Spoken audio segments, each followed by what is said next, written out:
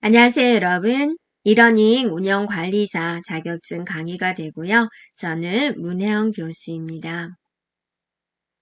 자, 이러닝 운영관리사 제1과목 이러닝 운영계획 수립에 대해서 우리가 공부를 하고 있고요.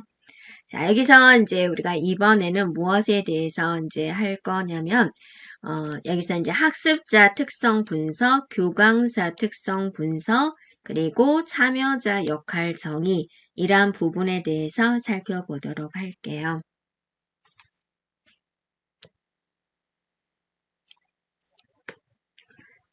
네, 학습 시스템 이해관계자 분석에 있어서 먼저 학습자, 교강사, 참여자 이렇게 나누어서 특성을 분석을 해보는데, 먼저 이제 학습자에 대한 특성 분석이 됩니다. 그럼 여러분이 이제 교강사의 입장에서 또는 이제 운영자의 입장에서 학습자의 특성을 분석을 하는데 어떤 특성을 분석을 해야 될까 곰곰이 생각을 해보고 학습자의 특성을 분석을 해서 강의에 대한 이제 수준이라든지 여러 가지 형태를 우리가 이제 적용을 시켜줘야 되는 그런 부분이죠. 그래서 효율적인 교육 경험을 제공하기 위해서 이제 학습자에 대한 특성 분석을 하는 게 좋다라는 거죠. 그럼으로써 이제 교육 프로그램을 개발하고 수정하는 데 도움이 될 수 있어요. 첫 번째는 어디서나 마찬가지죠. 통계학적인 특성을 분석을 합니다. 나이, 성별, 국적, 언어. 이런 이제 기본적인 통계 조사를 함으로써 교육 프로그램에 대한 다양성을 고려하는 데 도움이 되고요. 학력 수준입니다. 그래서 학교 교육 수준, 학습 능력, 그래서 이제 학력 수준에 따라서 이제 난이도를 조정할 수가 있고요. 네. 그리고 이제 문화적인 배경입니다. 문화적, 종교적, 사회적인 배경을 고려를 해가지고 교육 자료라든지 컨텐츠에 대한 다양성을 고려를 해서 개발을 할 수가 있어요. 그리고 이제 학습자가 어떻게 학습을 하고 어떤 학습 방법을 선호하는지 학습 스타일과 선호도를 이해를 하고요. 기술 능력이에요.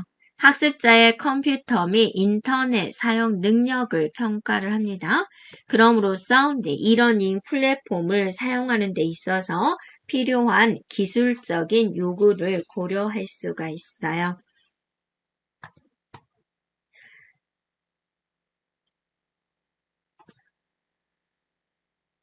네, 그래서 이제 학습자의 일반적인 특성을 고려하는 이제 상태를 이렇게 구분해서 하나의 예시를 보여준 거예요. 성별 몇 명, 여자 몇 명, 재학생 몇 명, 시간제 몇 명, 나이대 몇 명, 몇 명, 몇 명 이런 식으로 학년 이렇게 이제 일반적인 특성을 파악을 한다라는 거예요.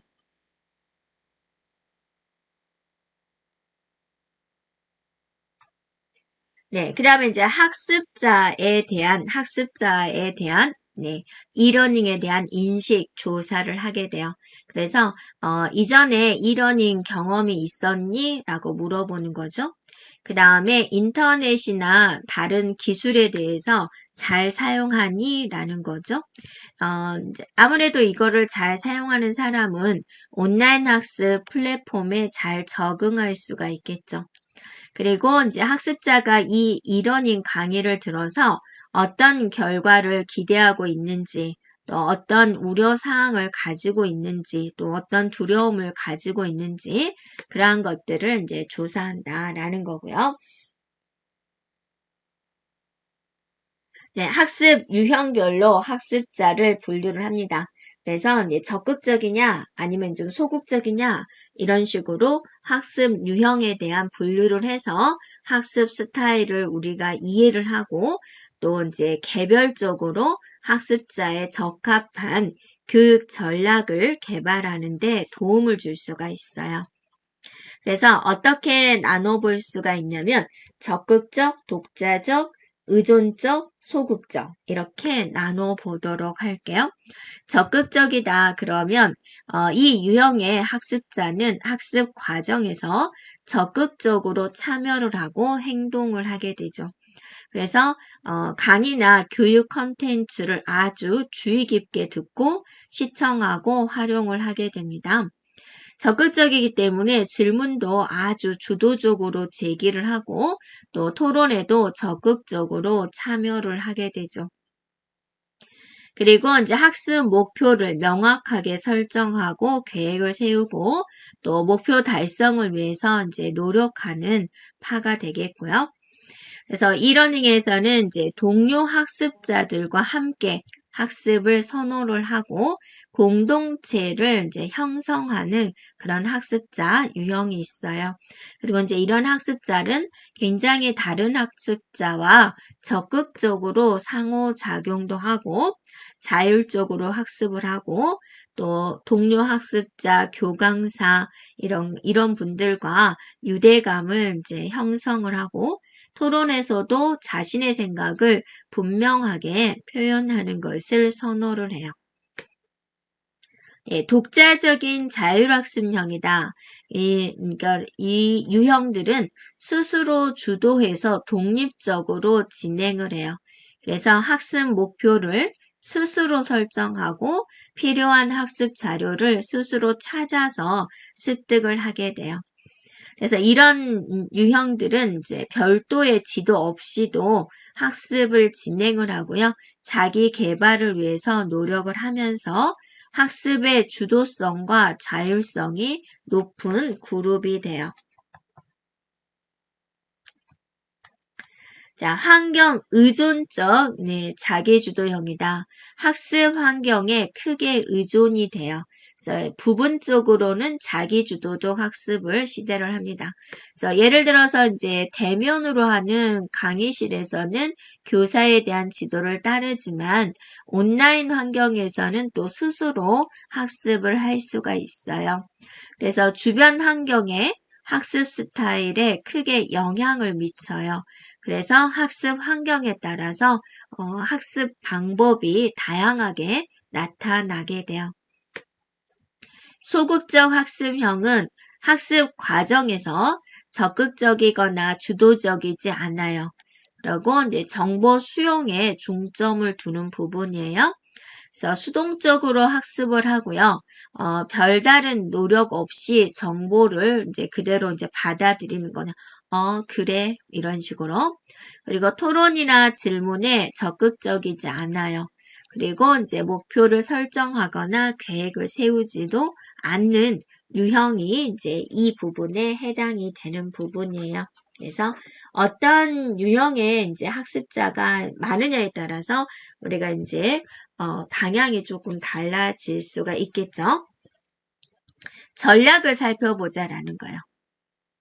그래서 학습자 유형별로 이제 전략을 한번 살펴보면은 적극적 행동 학습형의 학생들은 어떤 식으로 이제 관리를 하는 게 좋을까? 이 유형의 학습자들은 목표를 매우 중시 여겨요. 그래서 학습 목표를 명확하게 설정을 해주고 그거를 공유합니다.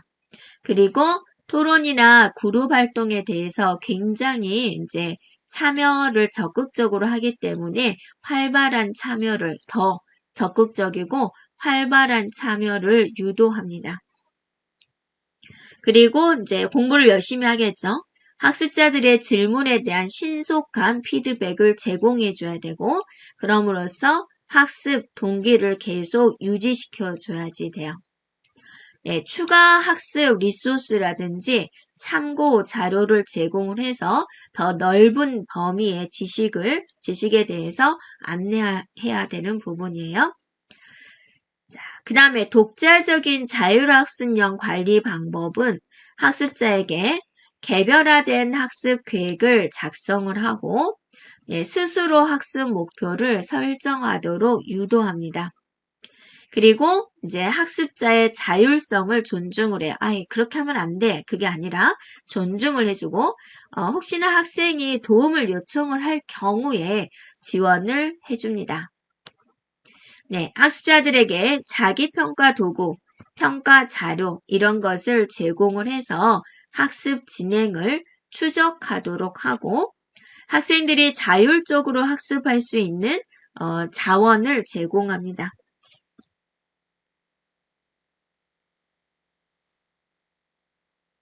네, 그리고 이제 환경 의존적인 자기주도 학습형은 어떤 식으로 관리를 할까? 자, 환경의 영향을 많이 받는다라고 그랬죠. 그래서 다양한 학습 환경을 제공을 하고 학습자들이 이제 환경에 따라서 학습 방식을 선택할 수 있도록 해줍니다. 그리고 이제 학습 환경을 향상시키기 위한 기술적인 지원이나 안내를 제공을 해주고요. 학습자들의 학습 환경에 따른 평가, 피드백을 제공을 하면서 학습 효과를 개선시킬 수가 있어요. 자, 소극적인 학습형은 어떤 식으로 관리를 할까? 이제 좀 참여를 좀 안 하는 스타일이잖아요.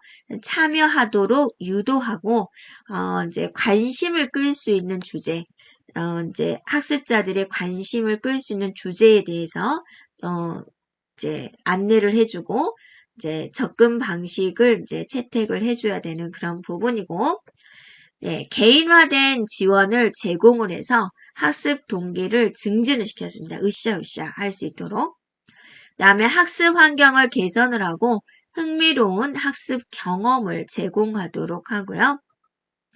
학습 속도가 아무래도 천천히 나가겠죠. 그렇기 때문에 학습자의 수용력에 맞게 진도를 나갈 수 있도록 지도합니다.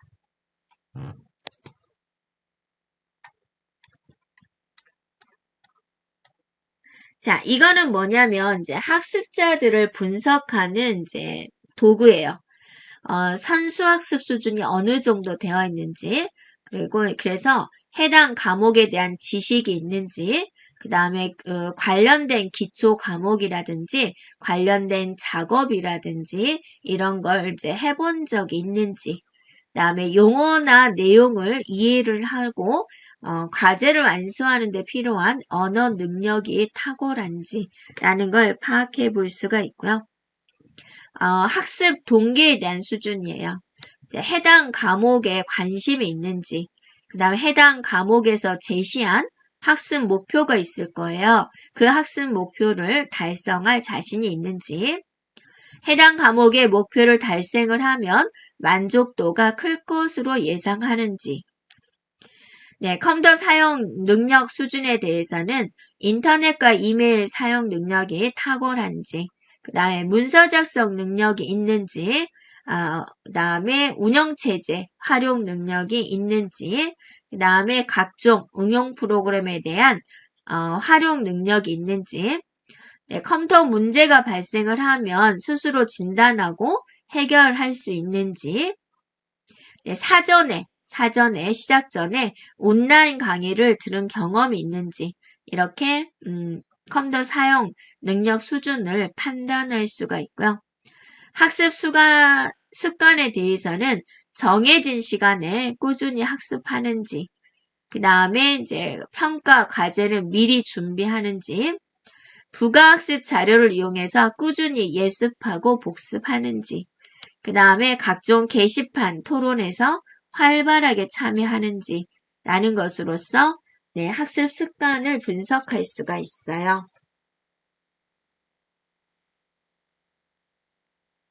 자, 이번에는 우리가 지금까지는 뭐에 대해서 했죠? 학습자 특성 분석에 대해서 했죠.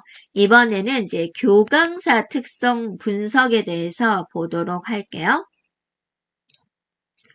자, 이러닝 이해 관계자 분석에 있어서 교강사에 대한 특성 분석을 한다라는 거죠. 네, 이것은 이제 교육 프로그램에 대한 품질과 효과를 평가를 하고 향상시키는 데 있어서 중요한 역할을 하는 부분이에요. 네, 왜냐하면 교강사에 있어서의 역할과 능력은 네, 학습자들의 경험에 큰 영향을 미치기 때문에 그런 거죠. 그래서 교강사의 특성을 분석함으로써 이걸 향상시키는 방안을 찾을 수가 있어요. 자, 온라인 교육에 있어서 교강사는 다양한 디지털 기술을 사용을 해야 되죠. 그래서 이제 컴퓨터 분야는 그래도 괜찮지만 컴퓨터 분야가 아닌 다른 과목에 있어서 컴퓨터 활용 능력은 어느 정도 되는지, 디지털 교육 자료 제작 능력은 어느 정도 되는지 이런 것을 파악하는 게 중요하다. 온라인 교육에 있어서 교강사와 학습자 간의 소통도 중요하죠. 그래서 이제 교강사가 학습자와 적극적으로 소통하도록 해야 된다라는 거죠.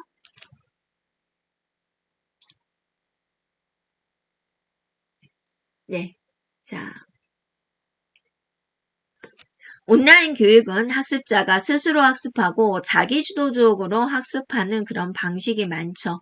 그래서 교강사는 학습자 중심의 교육 방식을 이해를 하고 적용할 수 있는 능력이 이제 필요합니다.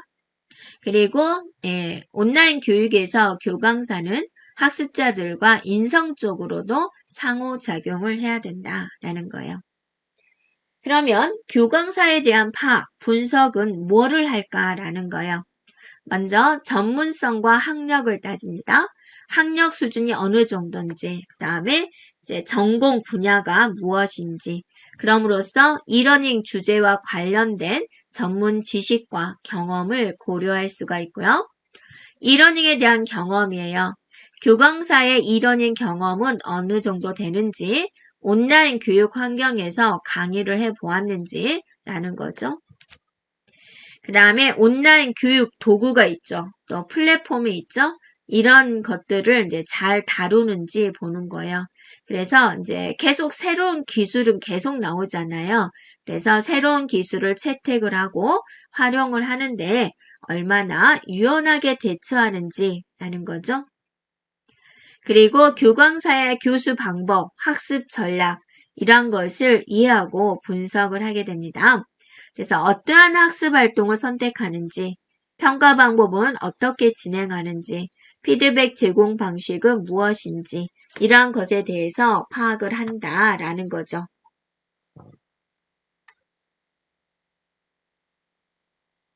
교강사의 학습자 중심 교육에 대한 이해와 능력을 평가를 하고요. 학습자의 다양한 스타일과 요구에 대응할 수 있는 능력이 있는지 보는 거고요. 교강사의 커뮤니케이션 스킬과 학습자의 상호 능력을 분석을 해주고요. 아무래도 이제 많은 상호 작용이 일어나면 또 학습자들이 이제 학습을 더 열심히 할 수 있는 계기가 될 수 있습니다. 그래서 커뮤니케이션은 이메일이나 토론이나 비디오나 비디오 콜 이런 것들을 통해서 상호작용 능력이 일어날 수가 있고요. 교강사가 학습자의 성과를 어떻게 평가를 할 것이니 시험을 볼 건지 과제 제출을 할 것인지 다양한 방법이 있겠죠. 그리고 그것에 대한 피드백을 이제 제공을 하느냐라는 거죠. 공정하고 유효한 평가 방법을 사용하고 있는가라는 거. 그 다음에 이제 교강사가 학습자에게 필요한 자원을 제공할 수 있는 능력을 평가를 한다 그거죠. 그래서 문제 해결 능력과 학습자의 질문에 대처 능력을 파악한다라는 거예요.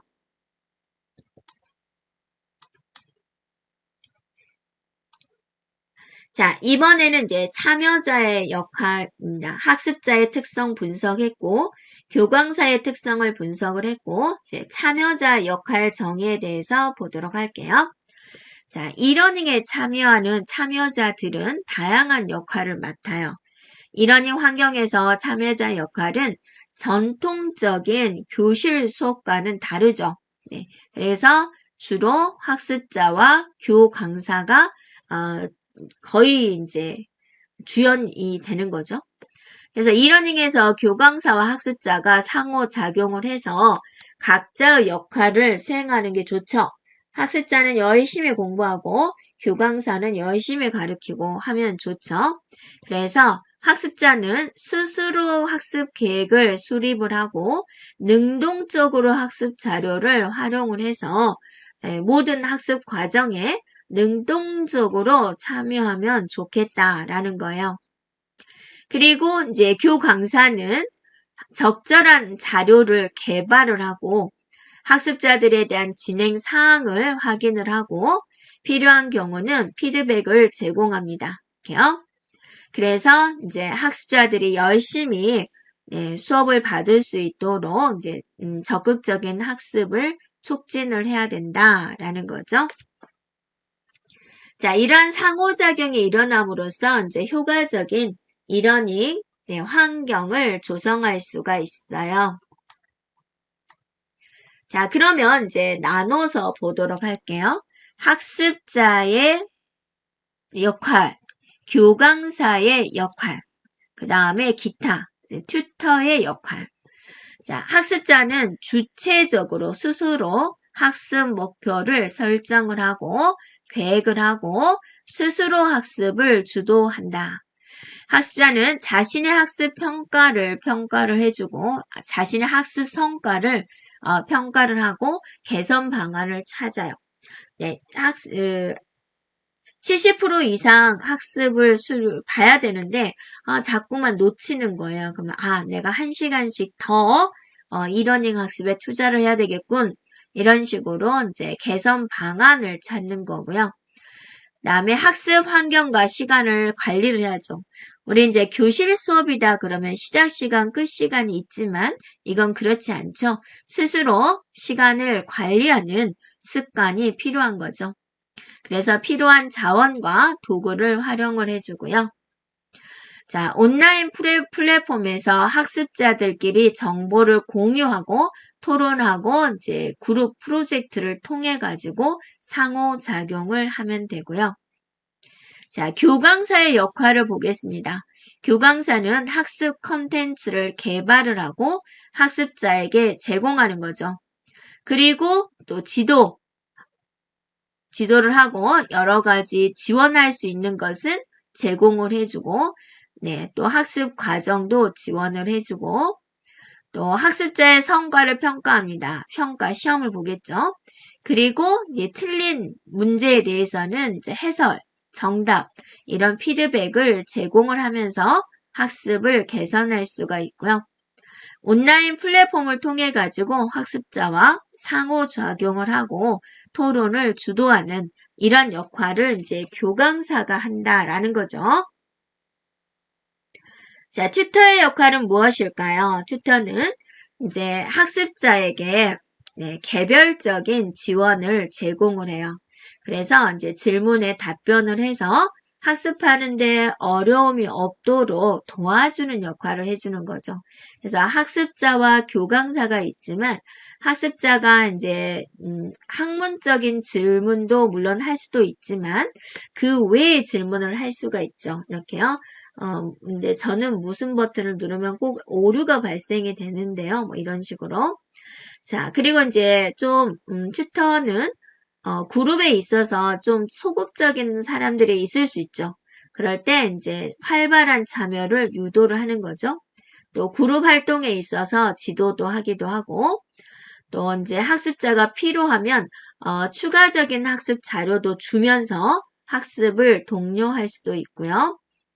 또 학습자들의 진도를 추적을 해서 진도율이 낮은 학생에게는 이제 조금 더 관심을 가져서 내일까지 70%를 만들어야 되는데 또는 내일까지 80%를 만들어야 되는데 잘 될까요? 뭐 이런 식으로. 그다음에 학습 일정을 관리합니다. 몇 월 며칠은 중간고사고 우리가 대면으로 중간고사를 보니까 일정을 잘 조절을 해서 꼭 시험 보러 오세요. 라는 그런 이제 안내도 할 수가 있겠죠. 그 외에 다른 방면으로도 여러 방면으로도 교강사보다는 어떻게 보면 좀 더 친밀하게 학습자들을 지원할 수 있어요. 자, 이렇게 우리가 학습자, 교강사의 특성을 분석을 해봤고 또 학습자, 교강사, 튜터별로 역할에 대해서 살펴보았습니다.